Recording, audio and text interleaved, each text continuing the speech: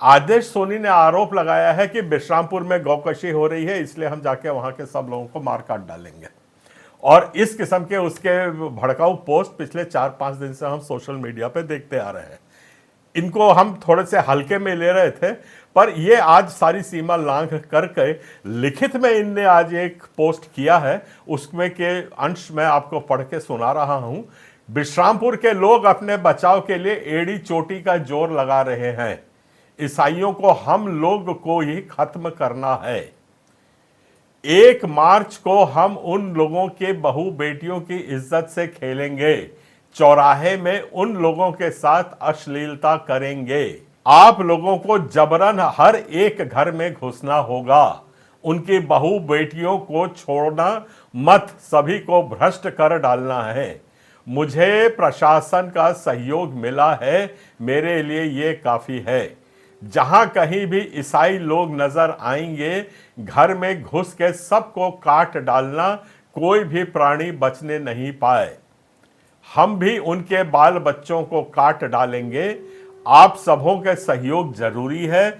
कम से कम 50,000 लोगों की आवश्यकता होगी, तब जाके हम लोगों की योजना सफल होगी। कुछ भी हो सकता है, जान लेना तो है ही, पर जान देना भी पड़ सकता है। मैं प्रयास करूंगा कि पुलिस प्रशासन हमें सुरक्षा प्राप्त हो। आवेदन शिकायत पत्र संपूर्ण छत्तीसगढ़ शासन मंत्रीगण एवं संबंधित अधिकारी गण को न्यूनतम 100 माध्यमों से भेजा जा चुका है। सभी ईसाइयों की बहू बेटियों को नंगा करके गांव में घुमाना है। इनका बयान आज सोशल मीडिया पे आया है, और वो भी एक लिखित उसमें आया है जिसे वो पलट भी नहीं सकते हैं। मैं ये अपने शासन से पूछना चाहता हूं, क्या हमारे आदरणीय मुख्यमंत्री जी इस अभियान में उनका सहयोग दे रहे हैं? उनकी फोटो आज हमको मिली है, जो आदेश सोनी के साथ खड़े होकर मुस्कुरा रहे हैं मंत्री और उप मुख्यमंत्री जी। तो क्या ये सरकारी योजना है? क्या मणिपुर की तरह यहां पर भी नरसंहार होने की आप तैयारी कर रहे हैं? और इसकी अगर आप लोगों के तरफ से कोई भी किस्म का संज्ञान इस अवधेश पे नहीं लिया जा रहा है, तो आज से हमारे लोग वहां कूच करके बसना शुरू कर दिए हैं। ये मैं आपको बड़े खुले तौर पे बता रहा हूं, और हम लोगों को वहां इकट्ठा होना है और देखना है कि आज संविधान में ताकत है कि हमको आज अपने बाहों के दम पे ही अपने धर्म का और अपने विश्वास का रक्षा सुरक्षा करना है। मेरा फिर से एक चेतावनी है, पुलिस तुरंत उसको आज के आज गिरफ्तार करे, आज ही उसको संज्ञान में ले, उसको अरेस्ट करके अंदर करे। आज के आज उसको अरेस्ट नहीं करने की स्थिति में आज ईसाई समाज भी उग्र होगा, और जिसकी पूरी जिम्मेदारी शासन प्रशासन की रहेगी। मैं अब यह बताना चाहता हूं कि यहां पे बार बार गौकशी की बात आ रही है, और गौकशी से मैं कोई इनकार भी नहीं करता हूं। गौकशी एक अपराध है, उसको भी मैं मानता हूं।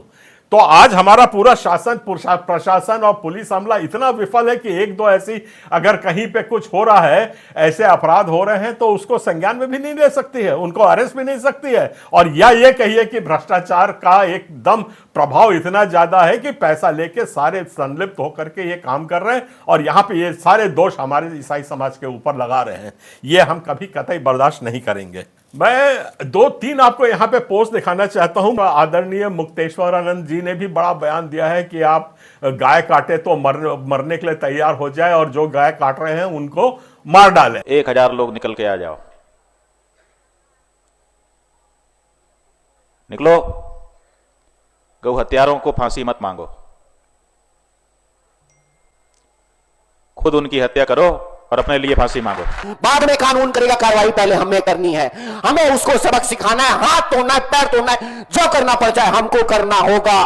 तब जाकर ये अधर्मियों की आत्मा कांपेगी। इन्हें किसी चीज का भय नहीं है, मौत का भय तो होगा। किंतु एक सेना का विस्तार हो चुका है। 1 मार्च 2025 को रायपुर से विश्रामपुर मात्र 63 किलोमीटर है। हम कम से कम 5000 गौ सेवक सेविकाएं वहां पहुंच रहे हैं, पलायन कर रहे हैं।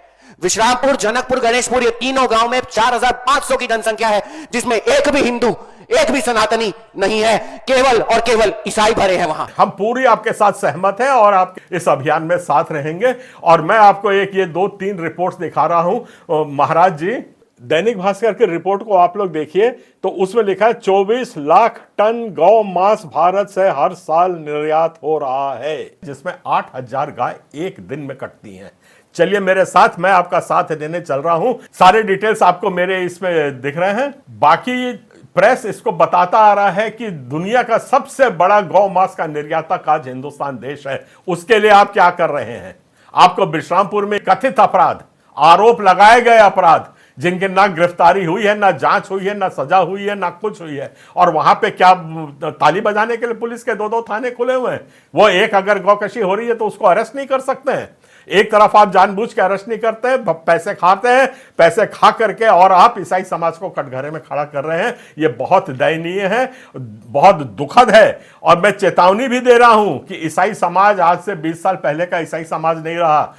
ये त्रुटि को अगर हमारे मुख्यमंत्री जी आप ठीक कर दीजिए, बयान दे दीजिए कि हाँ, हम मणिपुर के माफिक हिंसा करने वाले हैं, हमको बिल्कुल मंजूर है, हम मरने के लिए तैयार हैं अपने धर्म के लिए, इसमें कोई दो मत नहीं है। और नहीं है तो आप इसका खंडन करिए और आप बिल्कुल शांत रहते हैं जैसे आज तक हमारे आदरणीय उप मुख्यमंत्री और मुख्यमंत्री जी शांत रहे हैं, तो छत्तीसगढ़ क्रिश्चियन फोरम इस मामले को अंतरराष्ट्रीय स्तर पे आज ही उठाएगा। इस बात को आप समझ लीजिए। अंतरराष्ट्रीय स्तर का मतलब होता है यूनाइटेड नेशंस, USCIRF, जिसमें हम लोग कई बार इन बातों को उठा चुके हैं। और मणिपुर जैसे अगर यह वारदात करने की तैयारी में है तो उसका घोर विरोध भी किया जाएगा, प्रतिक्रिया भी होगी राष्ट्रीय अंतरराष्ट्रीय स्तर पे भी। और हम अपने कार्यकर्ताओं को पूरे हिंदुस्तान से बुलाएंगे कि आकर के आप लोग सब यहां इकट्ठा होइए और देखिए कि हमारे मुख्यमंत्री की सरकार आज क्या कर रही है। मेरा अभी भी निवेदन है कि आदेश सोनी ने बहुत गंभीर जघन्य अपराध किया है, समाजों को लड़ा रहा है, सीधा घूम मारने की धमकी दे रहा है, और सरकार को भी इसने लपेटा है कि सरकार इसमें संलिप्त है। ऐसे घोर अपराध में अगर इसको किसी भी तरीके से लौ लपेट हुआ